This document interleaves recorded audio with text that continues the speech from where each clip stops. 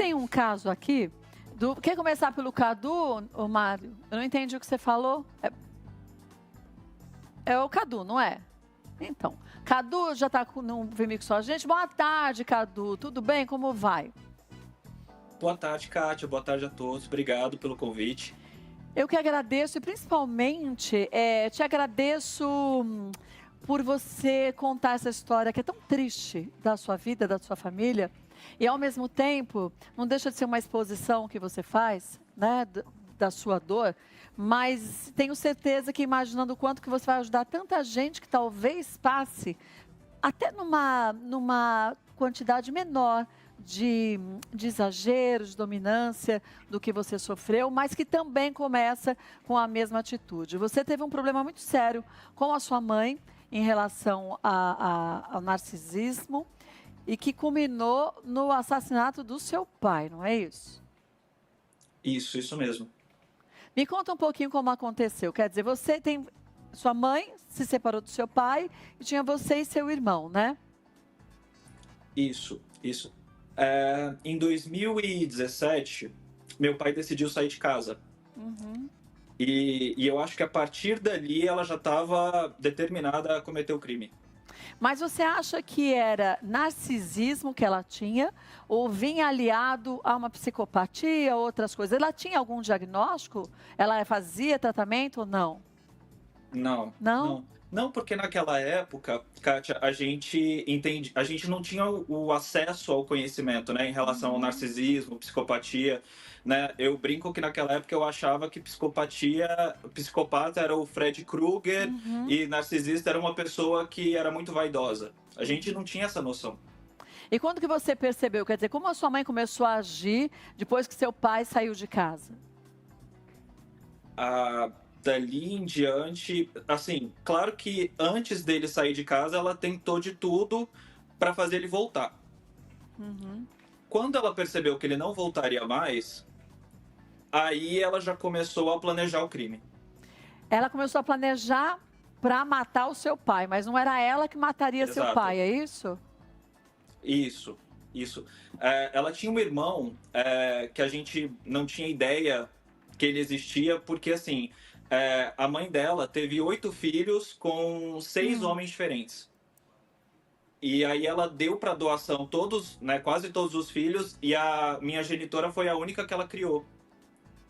E é interessante voltar nesse passado, porque ela nunca foi aceita pelo pai dela. Então, no meu entendimento, né, quando eu comecei a pesquisar sobre o assunto, sobre narcisismo, o que eu entendo é que ela começou a projetar essa figura paterna no meu pai. Né, no meu entendimento. E como o teu pai reagia, como o pai dela reagiu, então você acha que isso virou uma chave para ela? Exatamente. Quando você percebeu... Acho que ela não... Pode falar. Desculpa. Não. Eu acho que ela não conseguiu lidar com esse abandono. Acho que a questão foi o abandono, né? E aí você, acho que nesse momento, então, ela começou a orquestrar como mataria, acabaria com a vida do seu pai. Exato. E como que ela fez isso? Ela tentou colocar você e seu irmão no meio dessa história ou não? Foi só com o irmão dela? Não, então, na verdade, assim, o irmão dela estava preso há 17 anos. Na época eu tinha 17, então ele foi preso mais ou menos na época que eu nasci. Então não tinha nem como eu ter conhecimento que ele o conhecimento da existência dele. E aí ela começou, claro, como eu suponho, né, como ela é uma narcisista, ela começou a criar uma história, a falar, olha, ele vai me deixar sem nada, ele vai ficar com outra, ele vai roubar todo o dinheiro, ele é muito mal comigo. E aí o irmão dela começou a comprar essa ideia. Claro, eu estou dizendo isso depois que toda a investigação já foi feita, né? Então, depois de ter todo o acesso a essas informações, claro que na época eu não tinha acesso a nenhuma dessas informações. E aí ela fala isso para ele, e aí ele fala, olha, eu não vou fazer, mas eu consigo alguém que faça. Ele conseguiu outra pessoa, essa pessoa também não quis fazer. E aí ele conseguiu uma outra pessoa que concordou em cometer o crime. Em matar seu pai. Exato. E como eu e meu pai éramos muito próximos, a ideia que ela teve foi me usar para cometer o crime. Como te usar para cometer o Então, ela furtou meu celular crime? enquanto eu estava dormindo. Ela entregou pro irmão dela, que fez uma ligação pro meu pai e falou: olha, seu filho tá passando mal aqui numa rua. E ela me blindou, não deixou com que eu falasse com meu pai. E aí, E nesse aí, tempo... meu pai foi preocupado atrás de mim nessa rua. Quando ele chegou lá de carro, dois motoqueiros, né, dois homens e uma moto estavam esperando por ele, e um deles deu 3 tiros no meu pai. Deixa eu te perguntar uma coisa. Perguntar como você se sente eu nem vou, porque por mais que eu imagine terrível, ainda é pouco perto do que você tem passado. Mas a minha pergunta vai além disso. Eu fiquei sabendo que sua mãe talvez saia num regime semiaberto, ou como você disse, a sua genitora. Você acha que ela vem atrás de você, tentar explicar, tentar se defender? Você está preparado para isso? Então, Kátia, esse caso ele já tem mais de 15 anos hoje, né? Então muita coisa aconteceu. Ela foi condenada a 20 anos, começou a cumprir pena só depois do 9º ano, depois que ela cometeu o crime, né? E aí conseguiu sair agora para o regime semiaberto, eu acredito, por ter cumprido 2/3 da pena. E nesse meio tempo, graças a Deus, eu consegui entender sobre o assunto, me entender que eu não tive culpa de nada, né? Porque, como a doutora estava dizendo, eles são mestres em fazer com que a vítima se sinta culpada. Sim. Então, nesse tempo, eu consegui entender que eu não tive culpa de nada, tenho lutado para recuperar a minha vida, né?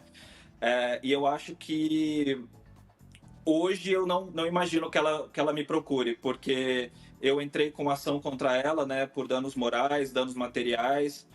Graças a Deus, a justiça, nesse sentido, foi feita, então ela perdeu essa ação. Então, eu imagino que hoje, depois de tudo, ela já não me procure mais.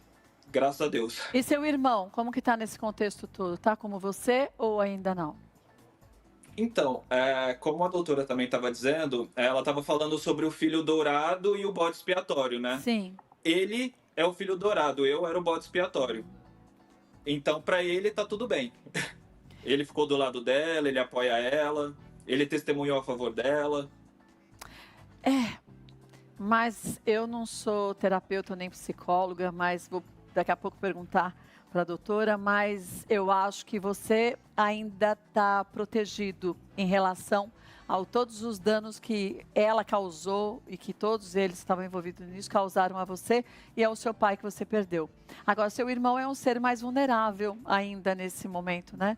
Então, eu acho que a doutora pode falar, até para a gente entender como as pessoas devem agir, se tem como você fazer parte disso para tentar ajudá-lo, se melhor não, né, doutora? Não. Não, né? Porque senão entra no fundo do poço junto, Não, né? não. Gente, é o seguinte. A gente sempre acha que tem que dar a mão, por isso que eu estou lhe perguntando, ainda com o Cadu na tela, Gente, né? quando eu falo que existem narcisistas que buscam terapia, é porque a pessoa passou pelo seu processo, colapsou. Quando a pessoa está num lugar de eu tô certo, a minha versão da realidade está certa, e quando esse filho é dependente da validação dessa mãe, Esquece, você né? precisa se salvar, cara. Você precisa fugir, você entendeu? Você tem que cuidar de você e ponto final. Porque senão você volta exatamente. aquele ciclo, né? É muito forte, a gente não consegue se desvincular. Se você conseguiu, parabéns, fique aí. Sim. Olha, um beijo pra você. Sei que você é cantora, agora espera um dia desse, Cadu, você aqui pra cantar pra gente, aí trazer felicidade e tudo mais, mas não que o que você tenha dito não tenha sido importante. Acho que foi importantíssimo, mas sofrido pra você, porque imagino que toda vez que você fale sobre isso, você vivencia um pouco. Embora você já esteja mais distante disso, de tudo que aconteceu, uma marca sempre fica, né? Uma cicatriz que fica na gente, né? Claro, com certeza.